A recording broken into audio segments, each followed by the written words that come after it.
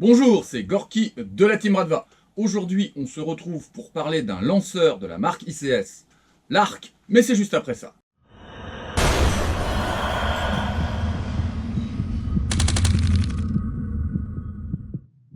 En introduction, je souhaiterais remercier Airsoft Entrepôt qui m'a prêté cette réplique à ma demande pour que j'en fasse la revue. Alors vous allez me dire, mais en fait, pourquoi tu nous présentes ce genre de réplique puisqu'on est sur une chaîne russophile et que manifestement, ça n'est pas une AK? Eh bien parce que je trouve qu'il y a un véritable intérêt à distinguer la notion de lanceur de la notion de réplique. Souvent, les gens mélangent un petit peu les deux alors que ça a une vraie signification. On peut avoir des lanceurs de paintball, on peut avoir des lanceurs d'airsoft, et nous avons des répliques d'airsoft qui sont toutes des lanceurs, mais les lanceurs d'airsoft ne sont pas toujours des répliques d'armes. Je vais vous donner un exemple. Sur ma table, là, je vais avoir un objet que j'aime beaucoup.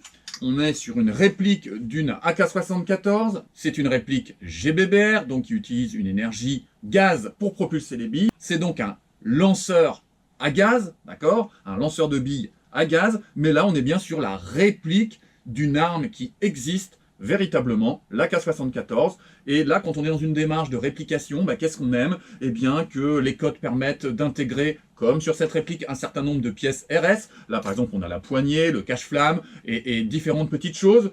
On apprécie aussi que les différentes fonctionnalités de l'arme véritable se retrouvent en partie sur la réplique d'Airsoft. Sur cette table, nous avons aussi un lanceur, c'est-à-dire une chimère, un objet qui ne reproduit pas une arme véritable, mais qui va, on va dire, fusionner, compiler un ensemble de choses, inspirées bien sûr d'armes véritables, dans l'espoir, dans une démarche commerciale, de satisfaire un maximum de passionnés, de clients et d'airsofters. C'est le cas de cette arc de la marque ICS. Alors comment elle m'est arrivée dans les mains? Eh bien c'est simple, vous savez que Airsoft Entrepôt me propose de choisir dans son catalogue un certain nombre de choses pour que je puisse en faire la revue, et puis en fonction de ce qu'ils ont en disponibilité, de ce qu'ils veulent bien m'envoyer, ils me font les différents colis, etc. Bon, donc je scrolle en fait, voilà, je fais dérouler le catalogue, les nouveautés, je mets AK, je mets des marques, etc., etc. Et là, quand je scrolle, hop, je m'arrête. Pourquoi? Parce qu'en faisant à toute vitesse, je suis attiré par le centre de cette réplique, où on va avoir un levier d'armement de type AK, on va avoir un sélecteur de tir, et bien sûr, un chargeur courbé type 762 qui m'a accroché à l'œil. Évidemment, dès que j'ai vu l'image, j'ai bien vu que c'était pas une AK, puisque je connais tous les modèles d'armes russes, mais qu'on était sur quelque chose qui avait une certaine esthétique et qui m'avait accroché l'œil. Et je trouvais que ça valait le coup de vous la présenter, même si ça a été fait par pas mal de mes collègues. Mais bon, moi j'ai ma vision à moi, puis ça m'amuse, et puis je fais ça pour le plaisir, et puis voilà. Si à un moment donné vous me dites c'est redondant, essaye d'éviter de faire des choses qui ont déjà été faites, essaye d'être dans la nouveauté, je verrai. Mais tant que ça m'amuse et que vous avez des choses à partager autour de ça, moi je continuerai à aller dans ce sens. Alors, quand on ouvre la boîte, on va trouver la réplique avec un chargeur 540 billes, donc un iCap 540. On va avoir une petite clé Allen qui va nous permettre de remonter le ressort du iCap. Mais enfin bon, il y a une molette en dessous, personne n'utilise une clé Allen. On va avoir un petit objet ici qui va nous permettre de régler le sight avant. Et ça, c'est vraiment très sympa. Et puis en goodie, on va avoir ce petit patch, voilà, de l'arc que personne ne portera sur lui, hein, mais bon, qu'on va mettre. Moi, j'ai un petit tableau où là je mets tous mes petits patchs. C'est agréable, c'est sympa, ils font un petit effort. Bon, voilà, c'est pas trop mal. On a aussi une tige de débourrage que j'ai laissée dans la boîte. Et puis on a ce bloc, cette réplique que je trouve vraiment super compacte et vraiment très très crédible pour un lanceur. Notamment au niveau de la poignée, on a une poignée qui bouge pas du tout. J'ai reçu hier une réplique LCT que je vous présenterai dans l'avenir. On la prend, ça croustille légèrement au niveau de la poignée. Moi j'ai un certain nombre de mes EL où aussi ça croustille un petit peu là, mais ça ne bouge pas du tout. On a vraiment quelque chose, que ce soit au niveau du garde-main, que ce soit au niveau du chargeur, que ce soit au niveau de la crosse ou le top cover, on a quelque chose qui est vraiment, vraiment très très compact, extrêmement agréable. Alors, sur la prise en main, on a quelque chose qui est pas trop mal, même si vous voyez avec mon ergonomie à moi et la hauteur de mes pommettes, j'ai du mal à aligner les mires mécaniques. J'ai tendance à tirer trop haut, il faudrait que je penche la tête et que je dégage ma pommette pour réussir à bien aligner les organes de visée. Ça veut dire que là, sur le côté, si je rehausse l'appui-joue, eh bien, je vais complètement perdre ma visée. Je serai obligé de poser un point rouge, moi en ce qui me concerne, si je possédais cette réplique. On est sur un gabarit, lorsqu'elle est complètement refermée, qui va être de type AK-104. Voilà, un petit peu comme celle-ci. Une 104, vous voyez avec ma physionomie à moi, mon ergonomie à moi, je fais à peu près 1m80. Vous voyez ce que ça donne. On est sur quelque chose qui va vous permettre, quand vous le portez, d'être relativement compact. On a un point ici. Si vous la portez au niveau du plexus, vous voyez, c'est à peu près correct. On va dire une réplique qui va être entre l'AK-104 et en extension maximale. Voilà, attention que je ne dégage pas les fils. Voilà, position 6. Là, on est à peu près sur une AKM. Vous voyez, c'est déjà beaucoup plus long. Mais ça ne gâche rien au niveau du look. On est entre une AK au centre et puis le Masada qui a été rebaptisé ACR, Adaptive Combat Rifle, par Magpul, puisqu'on est sur une arme qui a été créée par Magpul en 2006. Voilà, j'ai mes petites notes. Oui, il a un petit air de Scar, mais je trouve qu'il est plus près quand même du Masada, donc de l'ACR de chez Magpul. Les garnitures en ABS sont mates, elles sont très agréables au toucher.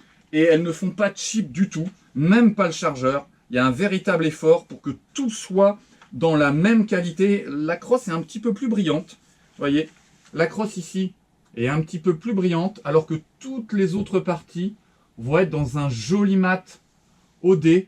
Moi, je l'ai choisi en biton, histoire d'avoir quelque chose de très marqué. D'accord? Bien. Alors, quelques chiffres maintenant. On est sur une réplique qui n'est pas donnée. On est à 449,90 € sur Airsoft Entrepôt, donc quasiment 450 €. Si vous avez les 10%, faites en sorte de les exploiter, parce que là, on est sur un tarot qui est quand même assez important. On va avoir une réplique avec un canon interne de 375 qui va faire une longueur de 884 mm pour un poids de 3,650 kg. On est un petit peu plus lourd qu'une AK-74 SU. Donc pour une réplique moyenne à longue, c'est pas excessif, mais il faut quand même se balader les 3,6 kg sur le terrain, c'est pas rien, d'accord? Mais au niveau de l'équilibre, je vous dis, quand on la porte au niveau du chargeur ici et qu'on est bien compact, moi je trouve que la pression sur l'épaule avant est pas excessive. Voilà pour les quelques chiffres. Maintenant, l'arbitrage à l'aimant. On est sur une réplique qui intègre quelques pièces en acier. Le cache-flamme, voilà. Un cache-flamme un peu particulier qu'on ne retrouvera pas sur des AK. Mais bon, ils ont fait l'effort de nous faire quelque chose d'original. Sur les parties avant, on a de l'aluminium, le canon, le retour de gaz typique des AK. On est sur de l'alu. Là, ici, l'articulation du top cover, on est sur de l'alu aussi. Le rail Picatinny, de l'aluminium. On va avoir, là, ici, la partie latérale du top cover en acier. Un corps en acier, le sélecteur en alu. Un levier d'armement dont on parlera tout à l'heure en aluminium. Ponté en acier. Le bouton d'éjection du chargeur ici est en aluminium. Et la queue de détente en aluminium aussi. Au niveau de la charnière ici c'est important, la charnière avec la crosse rabattable est en aluminium aussi, vous voyez la grosse charnière ici. Alors c'est balèze, hein. Je pense pas qu'il y a à s'inquiéter, mais c'est de l'alu, c'est pas de l'acier. Le bouton de rétention à l'arrière est en alu et on va avoir un bel anneau ici de sangle en acier, bien balèze, vissé dans le corps de la réplique, donc ça c'est plutôt pas mal. Je ne vois pas d'anneau à l'avant, donc il faudra poser sur les rails latérales. Vous voyez, on a du Picatinny en dessous là, au niveau du lower. On a du Keymode sur les côtés et au-dessus. Donc il faudra poser ici sur le côté ou de l'autre côté, hein, plutôt, voilà, ici. Il faudra poser sur le côté une attache QD pour pouvoir avoir une sangle en 2 points. Moi, cette réplique, je la porterai plutôt en 1 point, donc ce ne serait pas forcément nécessaire. J'aime particulièrement le high cap. Regardez. Voilà. Un chargeur high cap. Très sympa. Pourquoi? Parce que la molette sort bien. Elle dépasse bien en dessous. Et donc, elle est très accessible même avec les gants. Et c'est pas du tout difficile de l'actionner même rapidement avec plusieurs doigts. Donc ça, c'est vraiment sympa. Souvent, notamment chez LCT, ils ont tendance à nous travailler l'externe, etc. et à nous faire un chargeur tout pourri. Là, ils ont poussé jusqu'au bout ce chargeur. On a différents petits marquages ICS. Là, ici, le marquage de la munition. Et puis, une fenêtre qui va vous permettre d'apprécier la hauteur de remplissage de votre high cap. C'est pas mal, il est gaufré. Ils n'ont pas essayé de faire des fioritures bizarres. Et puis, eh bien, on est sur un chargeur qui se clenche bien, qui tient bien. Ça fait vraiment plaisir. On est sur un top cover qui se lève et qui va dégager ici eh bien, un levier d'armement qui va se bloquer de manière très intelligente avec le sélecteur de tir. Vous voyez, regardez. Ici. Donc, je trouve ça très très sympa. Voilà. Et quand vous voulez le dégager, ici, vous appuyez sur le sélecteur. Voilà, c'est des petites choses qui sont amusantes. Et on va avoir une grosse tige. Ici, regardez, une très grosse tige de guidage du levier d'armement. On est vraiment sur une pièce très très solide. Alors, je ne sais pas si c'est de l'acier. Oui, c'est une tige en acier. Donc ça, c'est très sympa. Et bien sûr, comme vous avez la possibilité de bloquer eh bien, le levier d'armement, eh bien, lorsque vous êtes en partie et que vous avez besoin de gérer le réglage du hop-up, vous n'êtes pas embêté, vous pouvez le faire à une main, tranquillement, ici. Et puis, j'apprécie aussi beaucoup, au niveau du hop-up, là, on a vraiment une petite tige qui ressort parfaitement. On n'a pas les tout petits ergots qu'on peut retrouver sur EL ou LCT qui sont très embêtants. On est obligé d'utiliser un petit couteau ou une clé Allen. Là, franchement, on l'attrape. Ça fait plusieurs millimètres. C'est vraiment très très sympa pour le réglage du hop-up. C'est vraiment très pratique. Bien, en ce qui me concerne, je trouve que l'externe est vraiment très bien réussi pour un lanceur. Si on fait une petite conclusion sur l'externe, parce que je trouve que ça le mérite, j'ai un peu de mal moi avec les répliques de l'espace. Je trouve que ce lanceur est particulièrement esthétique, même pour un russophile. Je trouve qu'il a une vraie tronche, il est badass, il est esthétique, il est bien équilibré. Je le trouve vraiment très très sympa. Heureusement qu'ils nous ont pas mis plus d'acier, parce qu'on aurait eu quelque chose d'intransportable. Il est déjà solide et beau comme ça, ce lanceur. Il ne faut pas aller au-delà. Très important maintenant, parler de l'interne de cette réplique, parce que 450 € pour un superbe externe, c'est pas possible. Il faut forcément qu'il y ait de la technologie embarquée. Et là, on va pas être déçu. On va avoir enfin une Gearbox QD de série sur cette réplique. Même si cette Gearbox QD n'est pas accessible, QD pour ceux qui ne l'ont pas en tête, c'est avec changement de ressort rapide. Même si pour ceux qui ont l'habitude, vous voyez, on ne peut pas accéder au guide de ressort directement par l'arrière de la réplique, eh bien, ce sera toujours moins que de l'ouvrir, de simplement devoir la lever, la décrocher de son moteur, et puis on accède à la Gearbox, hop, avec une grosse clé Allen ou un tournevis, on sort le guide ressort, on change le ressort, on remet, et on est parti, et on peut jouer directement. Mais on n'a pas que ça, on a aussi, comme sur Arcturus, et c'est vraiment positif, un système de relâchement du ressort quand on a fini notre journée. La dernière action qu'on fait, eh bien, quand on rentre à la maison, on remet la batterie, on lève le capot, on est en position safe, on lève d'un demi-centimètre, et là, on va avoir, je vous le ferai tout à l'heure, le bruit de relâchement du moteur. Une fois que c'est fait, on remet en safe, on rabat le capot, on retire la batterie, et on n'a plus qu'à ranger la réplique. Vous voyez, par exemple, on s'est retrouvé sur une interdiction de jouer pendant des mois, et il y a un certain nombre de répliques, c'est certain, sur vos murs qui se seront détériorées parce que les ressorts sont restés comprimés. J'avais eu moi en main il n'y a pas très longtemps une RK74 CQB de la marque GG qui avait perdu quasiment 50 FPS parce qu'elle avait été stockée plus d'un an avec ressorts comprimés. Donc c'est très important que ce système soit embarqué dans cette réplique. On a un MOSFET de protection et on va avoir une Gearbox pré-upgradée. Qu'est-ce que ça veut dire? Eh bien, on va avoir un piston avec des dents en acier, une tête de cylindre en alu et un nozzle alu. Donc on a déjà un pré-upgrade et ceci va expliquer les performances en sortie de boîte malgré la faible puissance de cette réplique. Franchement, j'ai été bluffé, on en parlera tout à l'heure. Alors ils disent qu'il y a un short trigger, c'est-à-dire une course de détente relativement courte. Moi, j'ai pas trouvé que c'était ultra court. C'est vrai qu'on n'a pas, on n'attend pas 3 ans pour aller chercher le mur comme avec certaines répliques, mais c'est pas super bluffant non plus, quoi. D'accord? Bien. Alors, on va mettre les petites lunettes et la batterie, et je vais vous faire écouter le fonctionnement de la réplique. Donc, pour mettre la batterie, vous tirez la crosse à fond. Ensuite, vous avez sur le côté, la côté numéro, côté gauche, là ici, vous avez un petit bouton, vous appuyez sur le bouton et ça vous permet de dégager complètement la crosse. Vous sortez les fils électriques et moi je ne pourrais pas remettre mon stick à l'intérieur parce que je n'ai pas de batterie adaptée. Je pense qu'il faudra mettre des batteries monobloc parallélépipédiques. Là j'en ai pas à vous montrer. On a quand même un insert, vous voyez, si on regarde la longueur, on va passer, on va être presque à 13, 14, 15 cm sur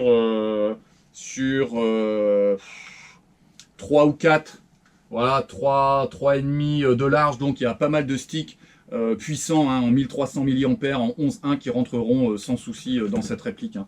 Il n'y a pas à s'inquiéter pour ça. Par contre, bah, tous les joueurs qui ont l'habitude de jouer avec des AK, bah, moi par exemple, j'ai pas de batterie compatible. Hein. Voilà. Alors en semi, la réactivité est plutôt pas mal, notamment en 11.1. Le full. Bon, on n'est pas non plus sur des réactivités de fou, mais j'apprécie moi particulièrement le fonctionnement en semi. Voilà, moi je trouve que c'est pas si mal du tout. Alors, sur les performances maintenant, que je vous dise un petit peu ce qu'ont donné mes tests. On est sur une réplique qui est annoncée, là, c'est écrit 1 Joule 5.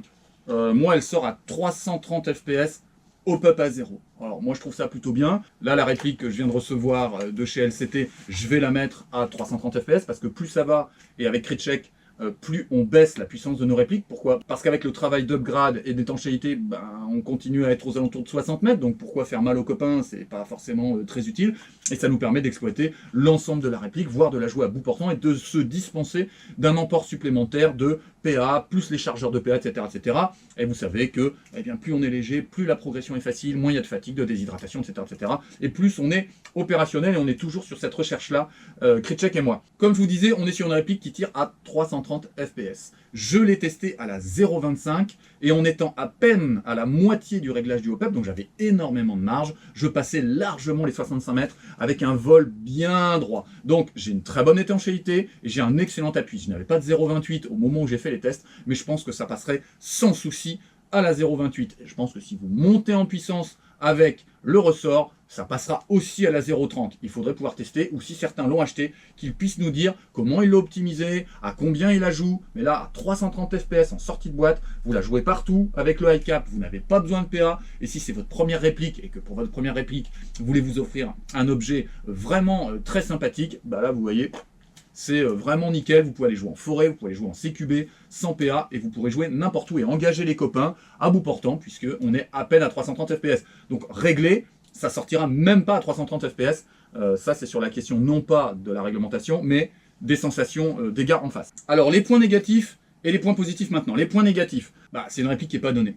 Elle est à 450 €. Moi, je trouve que le prix est un peu élevé, mais il y a quand même beaucoup de choses. Un interne et un externe de grande qualité, ça se paye. On est sur une marque qui est connue.